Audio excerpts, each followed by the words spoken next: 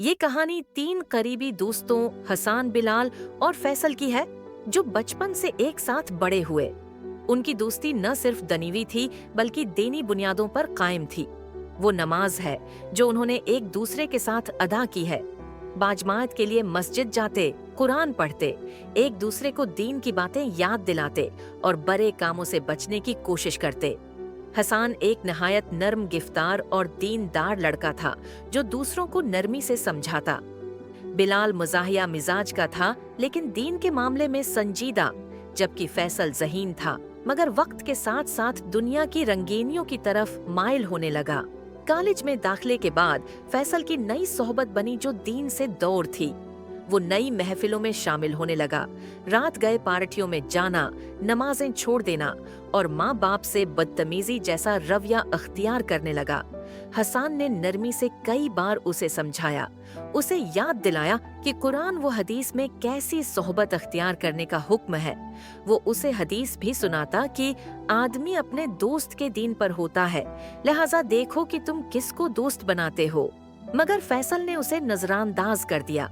बिलाल गुस्से में आकर चाहता था कि फैसल से रिश्ता खत्म कर दे, मगर हसन ने उसे सब्र और दुआ करने का मशूरा दिया।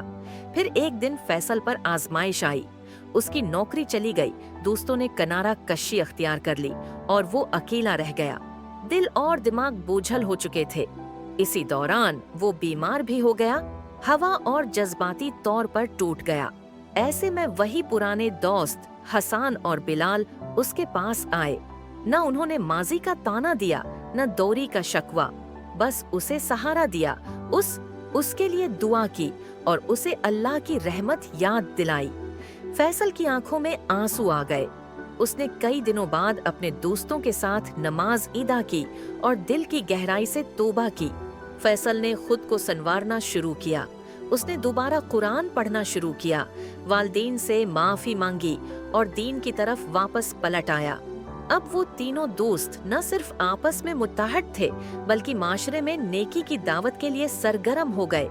वो मस्जिद में नौजवानों को जमा करते, इस्लामी किताबें बांटते और सोशल मीडिया पर दीन का पैगाम फैलाते।